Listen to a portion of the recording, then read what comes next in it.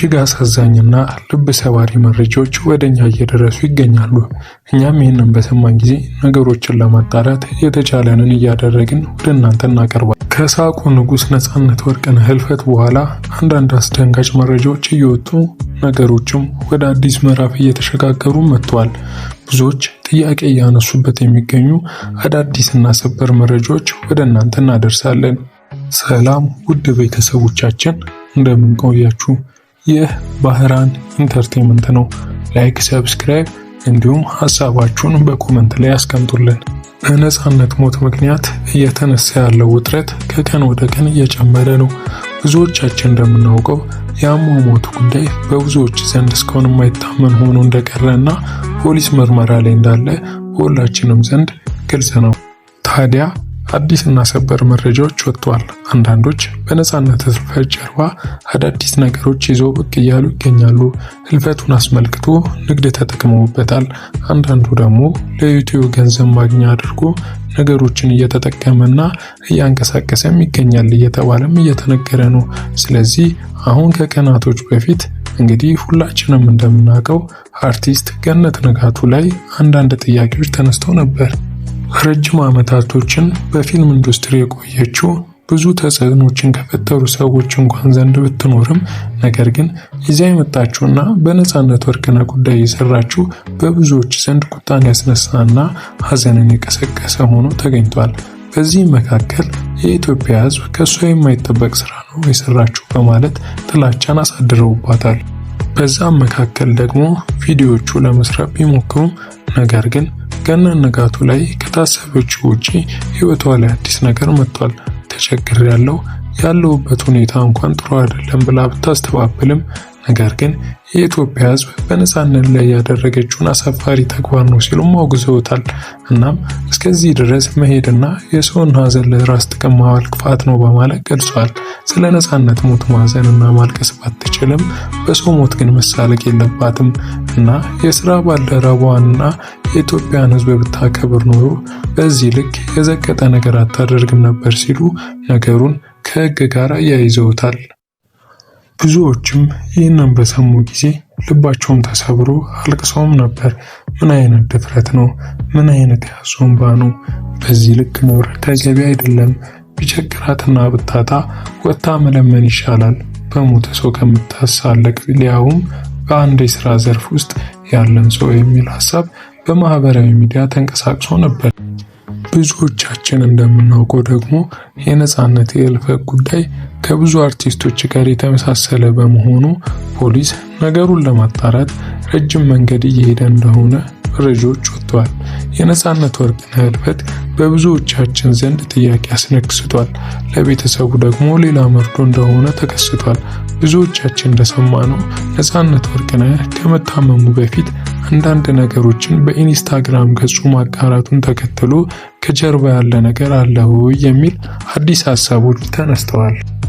ምክንያቱም አንድ ሰው ከማለፉ በፊት ያስተላለፋቸው መልእክቶች በብዙዎች ዘንድ ጥያቄ እየቀሰቀሱና ከሞቱ ጀርባ ምን አለ በብዙዎቻችን ዘንድ ጥያቄ ሆኗል። ቤተሰቡም ደግሞ በተለይ ሚስቱ የህልፈቱ ጉዳይ እንዳላሳመናትና ከጥቂት ሳምንታት በፊት በስልክ አውርተው እንደነበርና በዛው ደግሞ የህመሙ ደረጃ ያለበትን በደንብ ጠንቅቄ አውቃለሁ፣ ባለቤቴ ያለፈበት ምክንያትና ሁኔታ አላሳመነኝም ስትል ተናግራለች። ብዙዎቹ ከህልፈቱ ጀርባ የሆነ ነገር እንዳለ እያወሩም ይገኛሉ። ይህንንም ተከትሎ አዳዲስና ሰበር መረጃዎች እየወጡ ይገኛሉ። ፖሊስም ሁኔታውን እየመረመረና ማን ገደለው የሚለውን ወይም እንዴት ባለው ሁኔታ አረፈ የሚለውን መልስ ለማግኘት እየተንቀሳቀሰም እንደሆነ ተሰምቷል። በዚህ አጋጣሚ ከነጻነት ወርቅነህ ሞት ጀርባ እጁ አለበት የሚለው ጥያቄ ውስጥ የገባ ሆኗል። ምክንያቱም ነጻነት ወርቅነህ አዋዋሉና የስራው ሂደት በትክክል መልኩ ቀኑ ሙሉ ካሜራ ቀርጾና ስራውን ሰርቶ ወደ ቤቱ መጥቶ እንዳረፈ በሁላችንም ዘንድ ግልጽ ነው። ታዲያ እንዴት ሊያልፍ ቻለ? የፖሊስ ጥያቄ ነው። በዚያ መካከል የነበሩ ሰዎች አንዳንዶችን ሰብስቦ ምርመራ ሲያደርግ ቆይቷል። ምክንያቱም ይህ የታመመው በሽታ በአንድ ቅጽበት የሚገለው በሽታ አይደለም። ስለዚህ ህመሙ እንኳን ቢሰማው ሆስፒታል ደርሶ እየታከመ ነው ህይወቱ ሊያልፍ የሚገባው እንጂ በዛ ፍጥነት የሞት ሁኔታና አቅም ሊፈጥርበት አይችልም። ስለዚህ ማነው ከሞቱ ጀርባ ያለው የሚለውን መጣራት አለበት የሚሉ ሰዎች ተበራክተዋል። በሁላችንም ዘንድ እንግዲህ ተያይዞ የተነሳ ሀሳብ አለ። ሰይፉ በሰዓቱ ለምንድነው በህልፈቱ ሰዓት ተነስቶ ወይም በዚያ የለቅሶ ቀን የሀዘን መግለጫ ያልሰጠው የሚሉ ሰዎች ተበራክተዋል።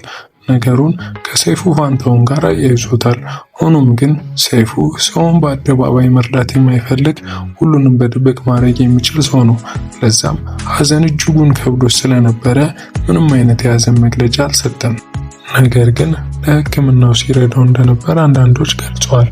ሆኖም ቁጣን የጫረ ሆኗል። ለምንድነው ታዲያ ነፃነት ወርቅነህ ህልፈቱ ላይ በህዝብ መካከል ቆሞ ንግግር ያላደረገው ወይም ሀዘኑን ያልገለጸው የሚለው ጉዳይ እስከዛሬ ጥያቄ ያስነሳ ጉዳይ ሆኗል። በስተመጨረሻም አዳዲስ መረጃ ወጥቷል። ገናን ንጋቱ ላይ የተፈራው ደረሰ ተብሎ እየተዘዋወረ ያለ መረጃ አለ። ስለዚህ ነፃነት ወርቅነህ ከሞተ በኋላ በሰራችው ቪዲዮ ለጥያቄ ትፈልጊያለሽ ተብላ ወደ ማረፊያ ቤት እንዳመራች ተገልጿል። ምክንያቱም ደግሞ በብዙዎች ዘንድ ጥያቄ እያስነሳ ስለሚገኘው ነው። ለገናን ንጋቱም የተገናኘ ነገር ካለ በሚል ለማጣራት ወደ ማረፊያ ቤት እንደወሰደች እና መረጃዎች እየወጡ ይገኛሉ። ውድ ቤተሰቦቻችን እናንተስ የገናን ንጋቱ ስርዓት ተገቢ ነው ወይ ብላችሁ ታስባላችሁ? ወይስ መታሰሯ ልክ አይደለም ብላችሁ ታስባላችሁ? የእናንተ አስተያየት ምንድነው? ሐሳባችሁን በኮመንት ላይ አስቀምጡልን።